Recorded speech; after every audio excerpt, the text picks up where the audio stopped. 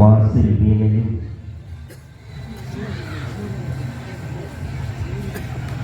வேண்ட வேனிலும் மூசு வண்டரையும் பொய்கையும் போன்றதே ஈசனந்த இணையடி நிலவை போற்றி என்ற பாடலுக்கு ஏற்ப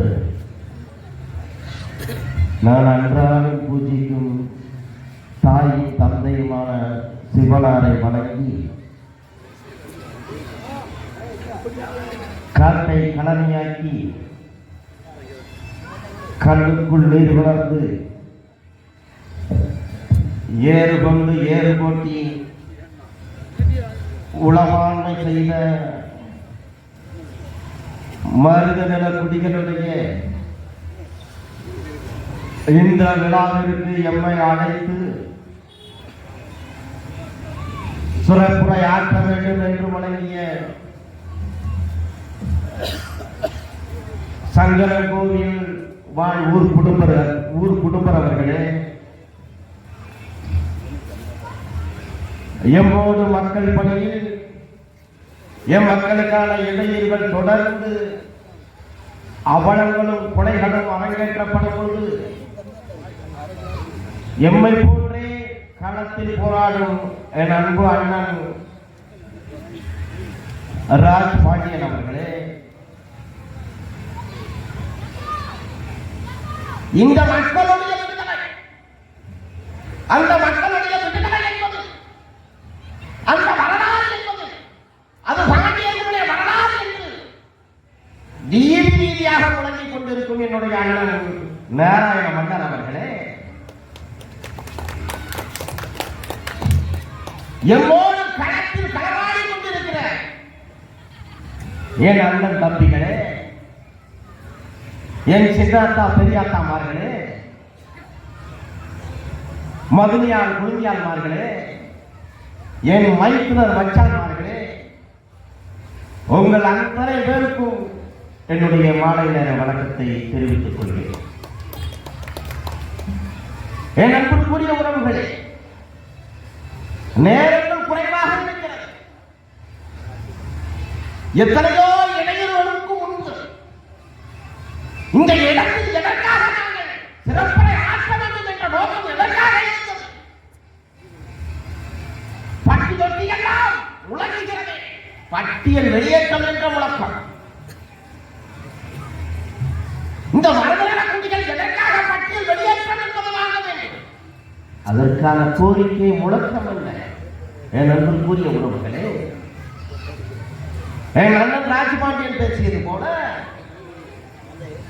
திராவிட மாடல் அரசு சொல்லுகிறது, இரும்பு காலம் என்பது ஒரு 5000 ஆண்டுகளுக்கு முன்பாக தமிழர்கள் அவர்கள் தான் கண்டறிந்தார்கள் என்ற ஒரு அறிக்கை வெளியிடப்படுகிறது. அன்பான உறவுகளே, உலகத்தினுடைய உண்மையான இலக்கியம் தொல்காப்பியம். அந்த தொல்காப்பியத்திலே சொல்லுகிறது, ஏதோ ஒரு கடவுளை பேரா என்று சொல்லுகிறது. இன்று பள்ளமாக பார்க்கக்கூடிய மக்கள், இன்று தாழ்த்தப்பட்டவர்களாக சொல்லக்கூடிய இந்த மக்கள், ஒடுக்கப்பட்டவர்களாக அடையாளப்படுத்தக்கூடிய இந்த மக்கள், இவன்தான் ஏறும் போரும் குலத்தொழிலாக கொண்டவன் என்று தொல்காப்பியம் சொல்லுகிறான். 50,000 ஆண்டுகளுக்கு முன்பாக. என் அன்பான மக்களே, 50,000 ஆண்டுகளுக்கு முன்பாக சொல்லுகிறது. என்னுடைய பிள்ளைகள் இந்த இடத்திலே வீர விளையாட்டுகளை பார்த்தோம். வாள் வீசினார்கள், கம்பு சுத்தினார்கள், கண்களே கூச்சலடையும் அளவிற்கு பெரும் வீரங்கள் இந்த இடத்திலே ஒன்று விளையாடப்பட்டது. வாளுடைய விளைவிற்கு போர்வடை வெல்ல கூர்ந்தொடு தொடுத்து கடவுள் வாகை துணிவு நிற்ப என்ற பதிவு பற்று பாடல் சொல்லுகிறது. என் அன்பான உறவுகளே, வாளுக்கும் வேலுக்கும் ஏன் களப்பைக்கும் விழா எடுத்த மக்கள் இந்த மன்னரும் தேவேந்திர குலதான சமுதாயம். இது வரலாறு. 50,000 ஆண்டுகளுக்கு முன்பாகவே வேலுக்கும் வாளுக்கும் ஏழுக்கும் விழா எடுத்த கூட்டம் எப்படி 5000 ஆண்டுகளுக்கு முன்பாக இரும்பு தோற்றுவிக்கப்பட்டது என்பது தமிழர்களுடைய வரலாற்று அறிவிப்பு. என் அன்பான மக்களே, வரலாற்று அறிவிப்பு.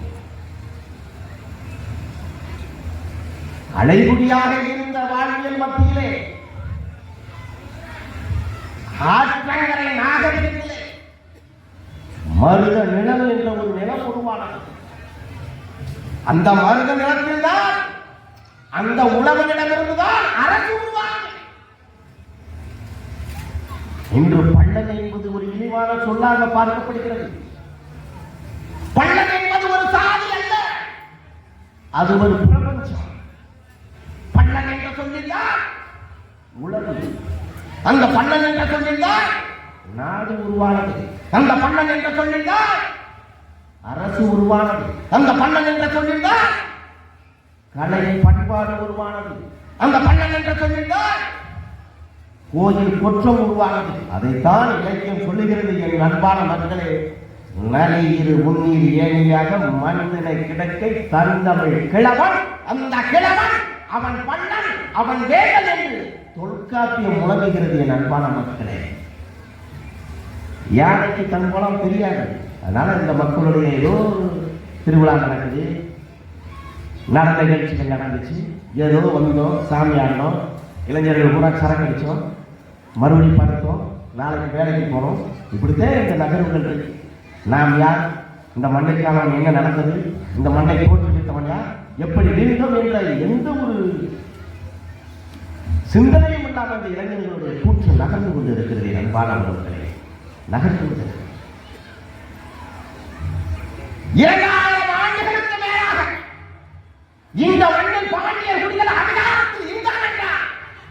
அது இந்த மருந்த மக்களுடைய வாழ்வியல். இந்த மண்ணை ஆண்டோம், ஆண்டு கழித்தோம், விழா எடுத்தோம், அரசை உருவாக்கினோம். பல்குளவும் பால் செய்யும் முற்பகையும் மூன்றாக இருந்த நாட்டை முப்பதாக்கியது போல சேரனும் சோழனும் பாண்டியனும் முட்டி மோதியதனுடைய விளைவு, வீரபாண்டியனும் சுந்தரபாண்டியனும் முட்டி மோதியதனுடைய விளைவு, இந்த நாடு, இந்த பாண்டிய தேசம் நாசமானது. நாசமானது. தன்னின பகையை கொண்ட அந்த பெருந்தர் கூட்டம் படையெடுத்தான், செஞ்சியை இழுத்தினான், படையெடுத்தான், தஞ்சையை இழுத்தினான், படையெடுத்தான், மதுரையை இழுத்தினான். வீழ்ந்தார்கள் பாண்டியர்கள், புலம்பினார்கள் பாண்டியர்கள், அழுது புலம்பினான் பாண்டியன். வேர்வெழுதி தோற்றாடி போன சுவடு என்ற வரிகளுக்கு ஏற்ப ஒரு பக்கம் பாண்டியன், புதுக்கோட்டை பக்கம் ஒரு பாண்டியன், வள்ளியூரிலே ஒரு பாண்டியனுடைய தலைநகரம், திருநெல்வேலியிலே ஒரு பாண்டியனுடைய தலைநகரம், கயத்தாரிலே ஒரு பாண்டியனுடைய தலைநகரம், தென்காசியிலே பாண்டியனுடைய ஒரு தலைநகரம், கரிவளவந்தநல்லூரிலே ஒரு பாண்டியனுடைய தலைநகரம், இந்த சங்கரன் கோயிலிலே ஒரு பாண்டியனுடைய தலைநகரம், கொடை கொற்றத்தோடு பெரும் அரசு இருந்தது. கடைசி பாண்டியன். என் அன்பான உறவுகளே, இன்று எப்படி ஒரு ஈழ தேசத்தை சுற்றி சுற்றி 30 நாடுகள் சல்லடை போட்டு 3 லட்சம் தமிழர்களை ஒன்று குவித்தது போல அந்த 15ஆம் நூற்றாண்டு தொடக்கத்திலே மதுரையில் இருந்து விஸ்வநாத நாயக்கனுடைய படை ஒரு பக்கம், வள்ளியூரிலே கண்ணகியினுடைய படை ஒரு பக்கம், சங்கரன் கோயிலுக்கு மேலே குத்தால தேவனுடைய படை ஒரு பக்கம், கொண்டையங்குட்ட மரபனுடைய படை ஒரு பக்கம், சேரன் நாட்டிலே அந்த மார்த்தாண்ட பூபதி அந்த மார்த்தாண்டனுடைய படை ஒரு பக்கம். இவர்கள் எல்லாம் சுற்றி வளைக்கப்பட்டது. கயத்தாரை சுற்றி வளைக்கப்பட்டு போர்த்துகீசியனுடைய அறிவியல் தளத்தில் 1957ஆம் ஆண்டு 17 நாட்கள் போர், அதற்கு முன்பு 17 ஆண்டு காலமாக நீடித்த அந்த பெரும் போர், வெட்டும் பெருமாள் பாண்டியன் என்ற 3ஆம் சுந்தரபாண்டிய மாரவர்மன் சுந்தரபாண்டியன் வீழ்த்தப்பட்டதுதான் கடைசி போரின். அன்பான மக்களே, அவனுடைய பெயர் சுந்தன் பண்ணர். அந்த ஒரு பாண்டியனை வெட்டும் பெருமாளை வெட்டி வீழ்த்தியதற்கு தெலுங்கு படைமரவனான அந்த கொண்டைக்கோட்டை மரவர்களுக்கு 15 பாளையங்கள் பரிசாக கொடுக்கப்பட்டது. அன்பான மக்களே, 15 பாளையங்கள் பரிசாக கொடுக்கப்பட்டது. நாங்களே வெட்டு பெருமாளை வெட்டி வீழ்த்தோம், கொக்கரிக்கிறான் அந்த படைமரவன், கொக்கரிக்கிறான்.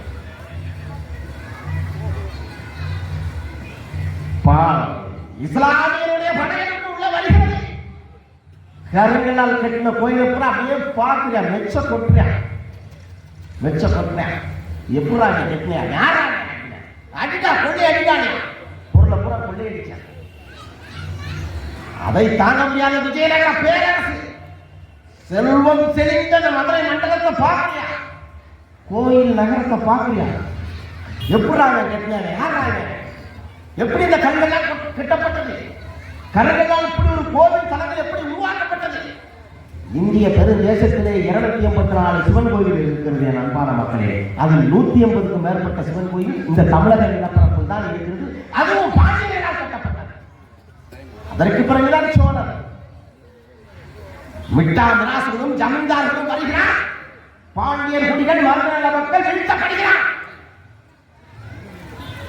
இந்த இடத்திலே பாண்டியர் பெரும் தேசங்கள் நிலப்பரப்பாக இருந்தது. 72 பாளையங்களாக அது பிரிக்கப்பட்டது. 72 பாளையங்களாக பிரிக்கப்பட்டது. பாண்டியர்களாகிய பல்லர்கள் கட்டிய கோவிலில் அவர்களுடைய கலை நுட்பத்தையும் இந்த நிலப்பரப்பை பார்த்தனே அப்படியே வெச்சு கொட்டி இந்த மண்ணில் வாழ்ந்த பாண்டியர்களுடைய பெயரை அப்படியே தன்னுடைய பட்டமாக மாற்றினார். விஸ்வநாத பாண்டியன். அப்ப குத்தால பாண்டியன். இப்படி பேர்களை மாத்திர. நான் ஒண்ணு சொல்றேன், ஒரு 5 தலைமுறையா உனக்கு பாண்டியன்னு பேர் வச்சு உனக்கு இவ்வளவு மயக்கம் இருந்துச்சுன்னா 50,000 ஆண்டுகளுக்கு முன்பாக பாண்டியர்களாக வாழ்ந்த எனக்கு எவ்வளவு மயக்கம் இருக்கும்டா? எவ்வளவு மயக்கம் இருக்கும்? அந்த பேரை விட்டு கொடுக்க முடியல. 5 தலைமுறையா போட்ட உனக்கு இவ்வளவு மயக்கம். காட்டை கடலையாக்கி நெல்லுக்குள் நீர் கொண்டு ஏறு போட்டு 7 வெங்கடாடு, 7 மதுரை நாடு, 7 மும்பளை நாடு, 49 நாடுகள் எங்களுடைய ஆட்சி. நக்கீரனும் நப்பூரும் நப்பசலை ஒக்கூர் மாசாத்தி தற்போ இளங்கோ ஆன்மா தேகம் ஆழ்வர்கள் முக்கன் ஜெயவானும் தெய்வத்தமிழும் முத்துக்கள் எங்களுடைய கம்பனோட வாழ்விலே கொண்ட நாங்கள் முத்தமைச்சங்கம் ஓற்றுவித்த எங்களுக்கு எவ்வளவு பெரிய மயக்கம் இருக்குமாடா? எவ்வளவு பெரிய மயக்கம் இருக்கும்? எவ்வளவோ கடந்து வந்த பாதைகளுடைய கசப்புகளை மறந்து உள்ளங்கையில் ரத்தமும் உடல் முழுவதும் காயமும் கொண்ட நாங்கள் 800 ஆண்டு காலத்திற்கு மேலாக அரச பயங்கரவாதத்தால் வீழ்த்தப்பட்டோம், கொலை செய்யப்பட்டோம், விரட்டி அழிக்கப்பட்டோம், நிலங்கள் கொடுக்கப்பட்டது, கலை பண்பாடு கலாச்சாரம் அழிக்கப்பட்டது. வாழ்ந்துகின்ற குடும்பத்தினுடைய பாவகனாக இந்த இடத்திலே நாங்கள் போராடி கொண்டிருக்கிறோம். 1000 ஆண்டு காலமாக அடித்து பார்க்க முடியல, சுட்டு பார்க்க அடங்கல, நிலத்தை புடிச்சு பார்க்க ஒடுக்கல. உலகியல் என்ற ஒரு பெரும் சொல்லாடலை கொண்டு வீழ்த்தி பார்த்தேன். தாழ்த்தப்பட்டவன், ஒடுக்கப்பட்டவன், வஞ்சிக்கப்பட்டவன், அசிங்கப்பட்டவன் ஒன்றும் பண்ண முடியல. எங்கள் மரபில் ஓடுவது பாண்டியர்களுடைய மரபு. ஒருபோது எந்த மயிலாண்டியர்களை ஒடுக்க முடியும். எழுதி வச்சுக்கிறார்.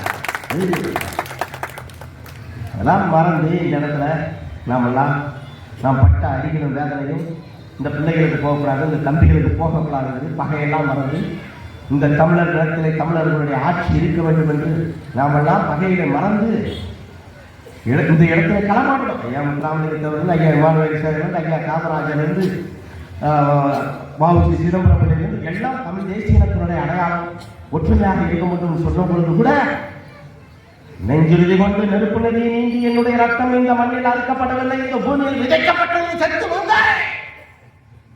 அந்த பருவமொழி கருப்பன் அந்த இமானுவேல் சேகரனை தொடர்ந்து பதிவு செய்ய 8-10 குறும்பூச அவனுக்கு எதுக்கு மணிமண்டபோ? அவன் யார்? அவனுக்கு குறும்பம் இருக்கா? இந்த கேள்வி வேளாளர் சமுதாயம் எதற்காக பட்டியல் விடுதலை கேட்கிறது? நண்பான உறவுகளே, எதற்காக கேட்கிறது? கலை பண்பாடு கலாச்சாரத்தை தோற்றுவித்த மக்கள். கம்ப ராமாயணம் போற்றுகிறது, கீதையும் போற்றுகிறது. கலை பற்றி தலை சிறந்தவன், திசை பற்றும் புகழ் கொண்டவன், பண்டை தமிழ் மூதாதை, நெல்லுக்கும் தமிழ் சொல்லுக்கும் சொந்தக்காரன், பாண்டிய பெருந்தகை. அந்த ராவணனுடைய வாரிசுகள் நாங்கள் சொல்லுகிறோம். நாங்கள் தாழ்ந்த சாதி அல்ல, உலகத்திற்கு உணவளித்த சமுதாயம். அதனால் எங்களை பட்டியலிருந்து விடுதலை செய்ய என்று நாங்கள் முழக்கம் வைக்கிறோம்.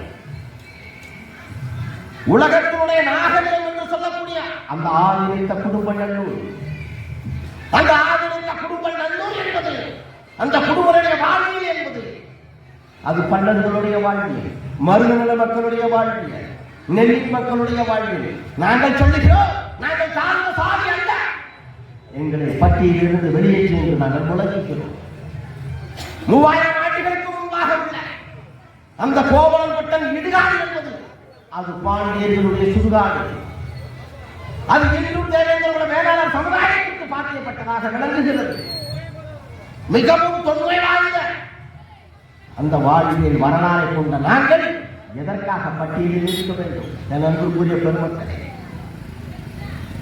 சிவனும் பார்வதியும் முருகனோடு வந்து இந்திரனுடைய மகளை திருமணம் முடித்து மறுவீடு செல்லும் வழக்கமும் அந்த வாழ்வும் வரலாறும் இந்த தேவேந்திர குல வேளாளர் சமுதாயத்திற்கு தான் வாழ்வியலாக இருக்கிறது. நாங்கள் எதற்காக இந்த மண்ணிலே பட்டியலில் இருக்க வேண்டும்? நாங்கள் சொல்லுகிறோம், பட்டியல் என்பது எங்களுக்கு இழிவு, இடஒதுக்கீடு என்பது எங்களுக்கு எந்த வழியும் தேவையில்லை. தேவேந்திர குல வேளாளர்களை பட்டியலிருந்து வெளியேற்றி வரலாற்று பெருமை கொண்ட இந்த மக்களுடைய வாழ்வியல் வரலாறாக வீதி வீதியாக உலகப்புறம் பரவுகிறது. இந்த மக்கள் எதற்காக பட்டியலில் இருக்க வேண்டும்? எங்களால் இந்த மண்ணில் உழைத்து வாழக்கூடிய ஒரு கூட்டம் மருதநல மக்கள், உன்னுடைய இடஒதுக்கீடு என்பது எங்கள் மயத்திற்கு சமம். அந்த இடஒதுக்கீடு என்பது தேவையில்லை, எங்களை பட்டியலிருந்து வெளியேற்று என்று நாங்கள் இந்த இடத்தை கோரிக்கையாக வைக்கிறோம். என அன்பு கூடிய உறவு, 1000 ஆண்டுகளை கடந்த பொழுது இன்றும் தலை சாயாத கோபுரமாக இருக்கக்கூடியது. அலைகடல் நீரில் பணம் களம் செலுத்தியவன், கடலின் தன்மையை தெரிந்தவன், காற்றின் திசையை புரிந்தவன், ஆமைகள் செல்கின்ற நீரோட்ட பாதையை உணர்ந்தவன்,